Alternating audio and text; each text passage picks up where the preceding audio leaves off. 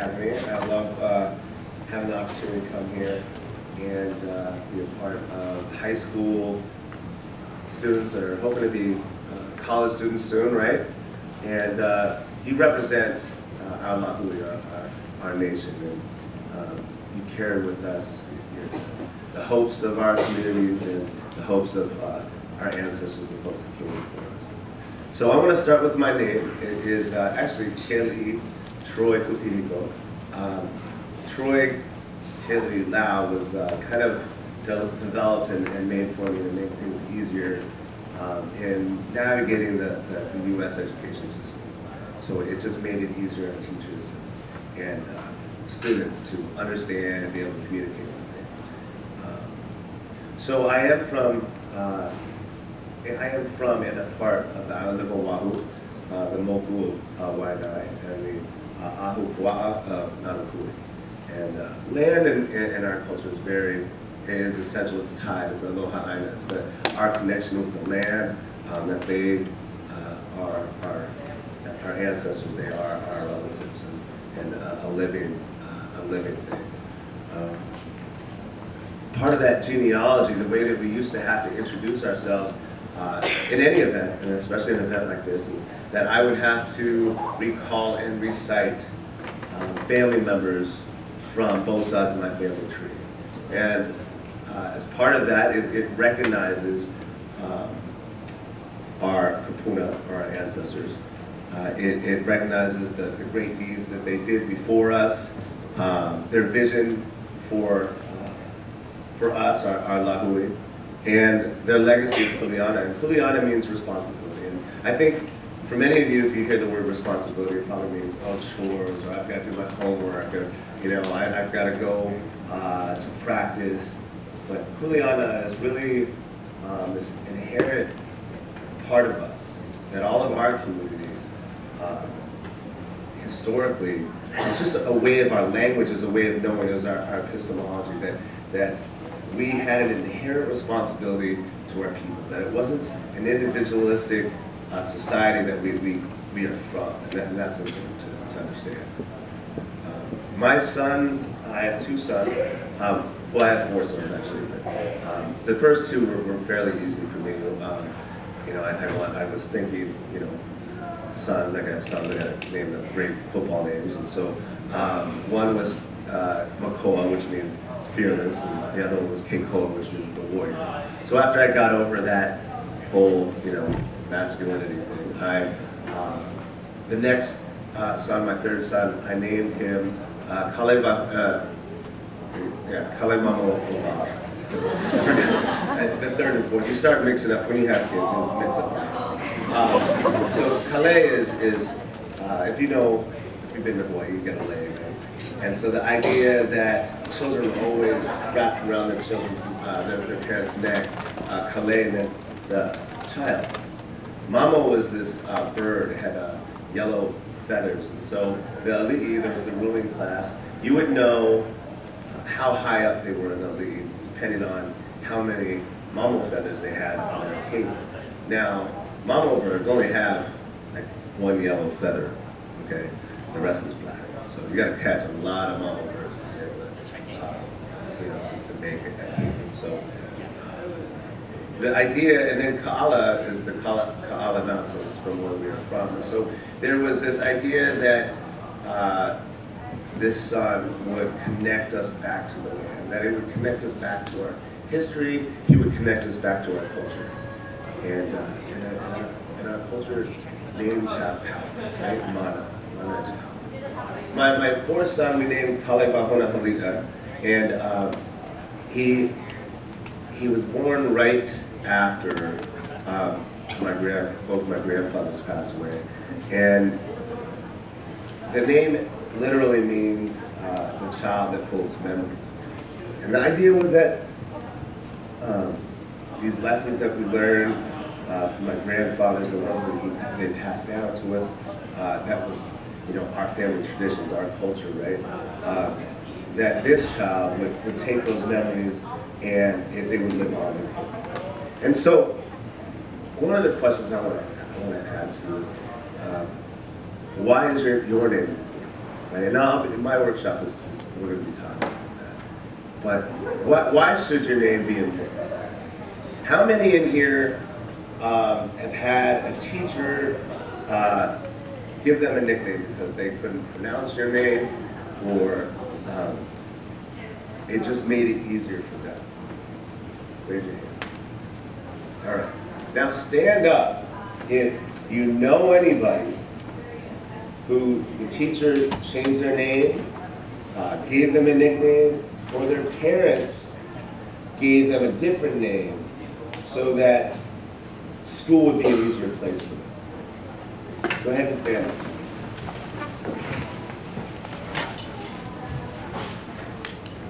Thank you. You can sit back. A lot of these times, this is where we learn that we're different. And that teachers think that those differences come at a deficit, right? That student has an accent. That student speaks a different language, has a different primary language. In every other place in this world, multiple languages is a good thing. Being able to speak multiple languages is a good thing. But somehow, in our education system, they're teaching us that it comes at a deficit. That because your name is hard to spell or pronounce, that there's negative things that come with it. Somehow we've got to control that. We've got to bring them into our way of thinking. We need to get them to understand how to write and how to speak in our language. And so there's this idea that for those of us that sit in this room, even just by first impression, you come to the classroom with some kind of deficit, right? And so I want to start thinking about how to problematize that. How does our culture bring us wealth? What about our culture gives us things that empower us within the classroom? I remember my first day at UCLA. Okay, this is a beautiful campus as well. So I don't have the context to speak on UCSD, so forgive me, all those UCSD students in here. But I remember, if you've been on UCLA campus, I was up by Powell Library, and coming from Nanakuli to East Palo Alto, which at the time was the murder capital of the world, going to UCLA, it was like I knew it, right? Growing up, it's just one of those things. You know, my name was changed. I had an accent, which was Pidgin. Okay? So those of you guys don't know, in Hawaii, because it was a settler colonial state, you know, the white people brought in, yes, I said white, it's not a bad word. You know, the white people, they brought in immigrants because Native Hawaiians weren't so good. We weren't so civilized to work on the sugarcane field, so they start to bring immigrants into work, and those immigrants would live on the sugar plantations and on the pineapple plantations. And then there was just a language that kind of developed out of all those different cultures together, and it became Pidgin, right? And so this accent of mine, they thought it was a speech impediment, so I had to go to, you know, I had to go to speech impediment classes or whatever. They pulled me out of class for it. And so I realized very early on that there was something different about me.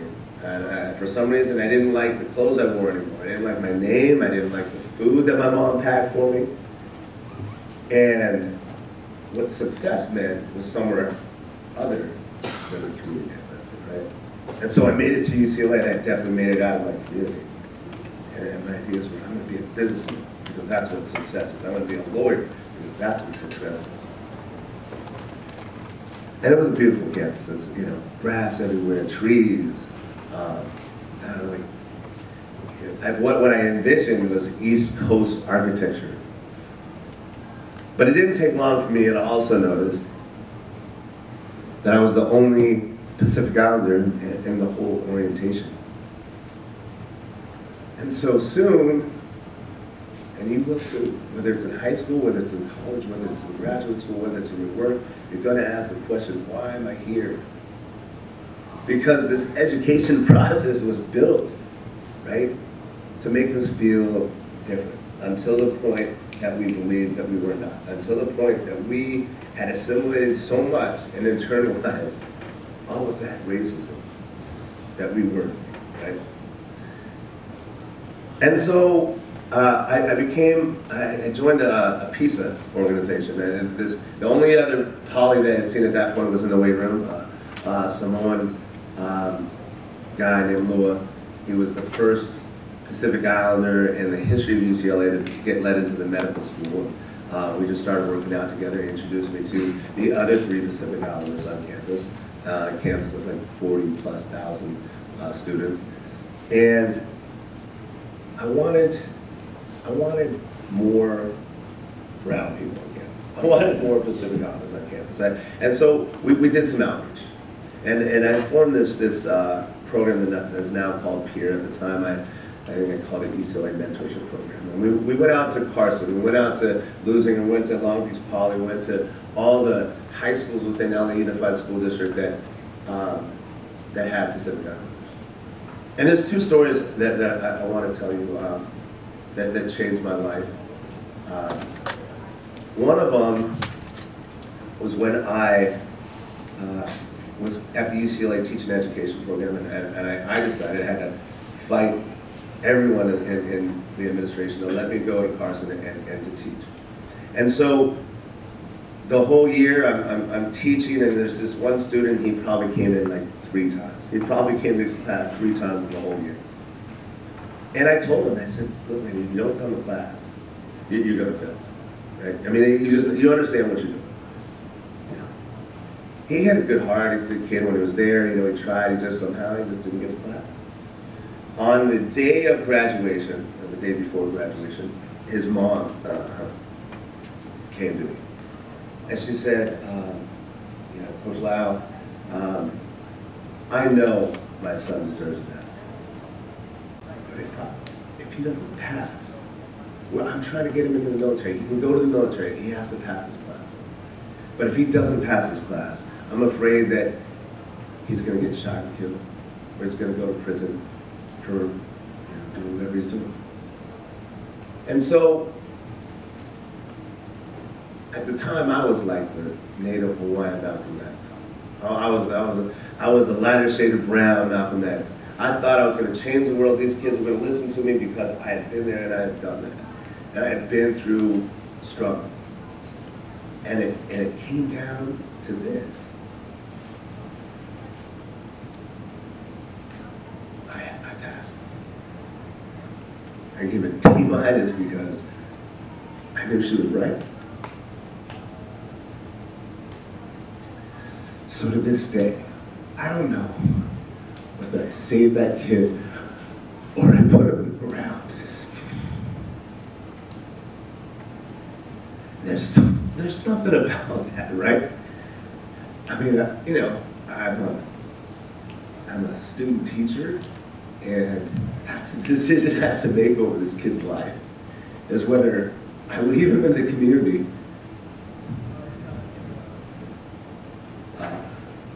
to where the things he's getting into, he will probably be dead or in prison. That's his likely trajectory. Or I send him off to the military and hope he can duck enough and move fast enough, not to catch one. The second story I wanted to share with you, we were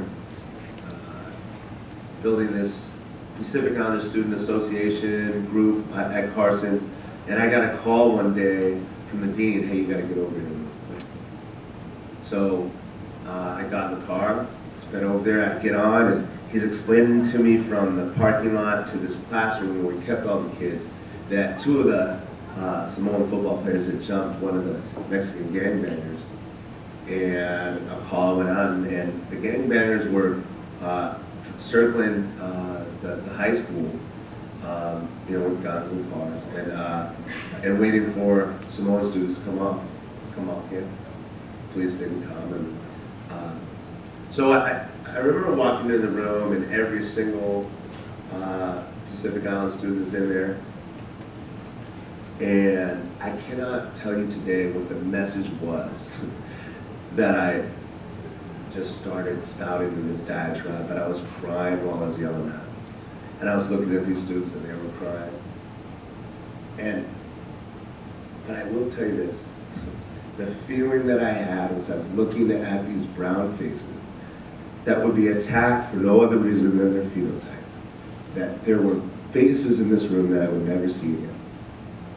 Over the next 2 weeks, 5 of those students were shot.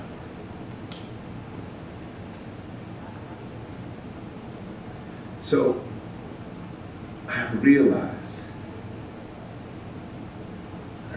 that I have a debt, right? I have this moral debt to that student who I don't know whether he's even living today. I have a moral debt to my community and to myself, that I never wanted to feel as helpless as I did that day. That no matter what I did, there was no way to save every one of those kids at that point.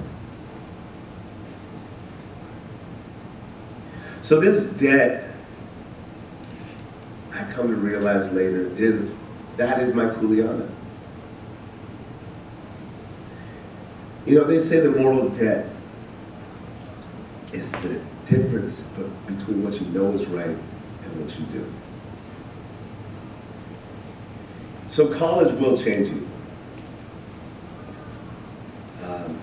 It will change you, and it'll start with your name.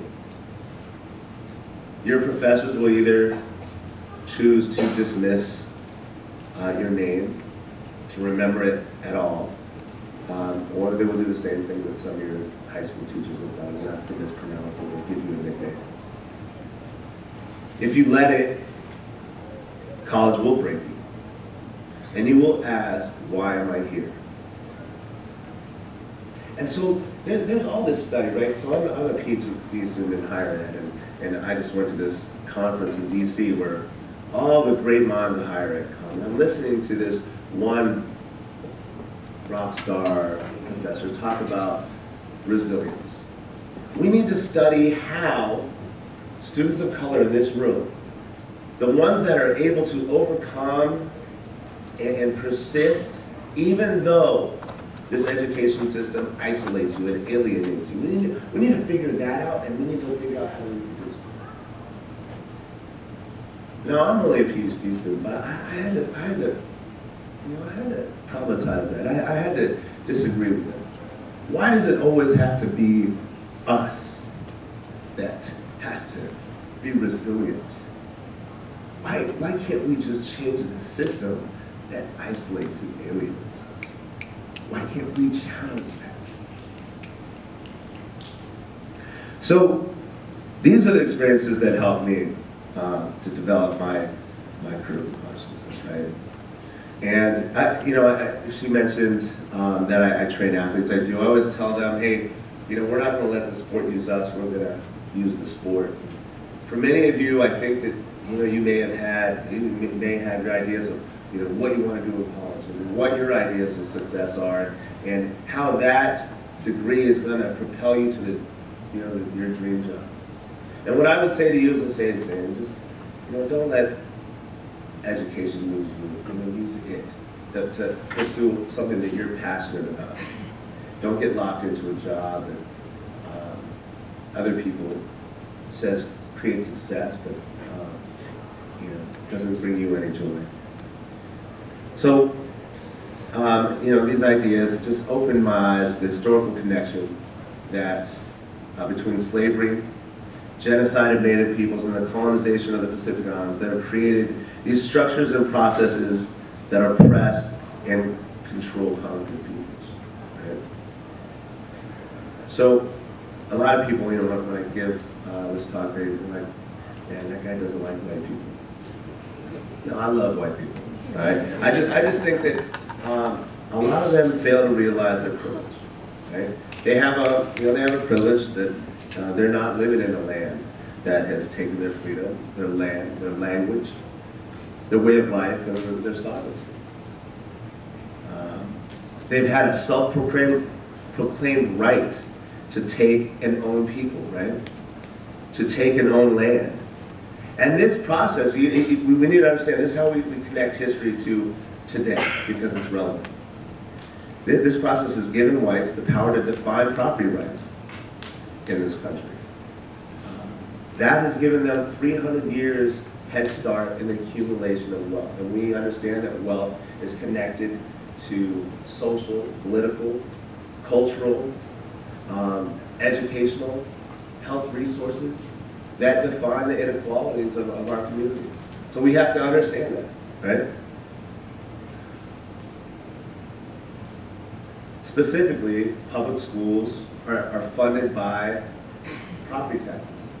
So the higher, or the more money that your house is worth, the more money goes to those schools in that neighborhood.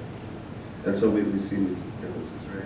And I know that, like, you know, many white people say that, well, yeah, we conquered them. Or yes, we enslaved them, but that wasn't me. Or that was a long time ago.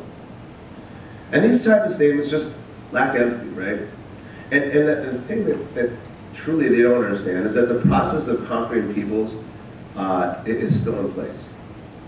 And that is the education of conquering peoples. So, can I get someone, how do you conquer people? How do you conquer people? Anybody? Yes. Okay, you destroy their language. How else? Yep. Their what? Their culture. Yep. How else? What is the purpose of that? I mean, when we conquer, we don't want them coming up in rebellion. We don't want to. We need to create reliance on us, right? What's funny? There's this great book, but they talk about the cultural bomb. It's the biggest weapon wielded by imperialism. It's the cultural bomb. The effect of a cultural bomb is to annihilate a people's belief in their names, in their languages, in their environment, in their heritage of struggle, in their unity, in their capacities, and ultimately in themselves. Right? We have to create this dependence. And so how do they do that? They do it through education. Right? And so what they fail to see is that those processes, that system to conquer people is still in place. So, another quote. If the colonizers continue to lie about history, then Baldwin says to them, "You're mad." On the other hand, he responds, if the curriculum in schools were to be changed to reflect the contributions of the colonized, you would be liberating not only the colonized, you'd be liberating white people who know nothing about their own history. And so, this is really not about white people. Like I said, I love white people. This is about calling out the truth. Apologetic history uses euphemisms that bleach the truth. Does anybody know what euphemism is? It's something that's said to kind of make a bad thing seem not so bad. Right? So an example would be, apologetic history is called slavery a necessary evil. Yeah, it was bad, but it was a necessary evil. How else could we have conquered this land in extreme weather conditions and that whatnot? I mean, without slavery, we wouldn't have the great thing that we have today called the United States of America.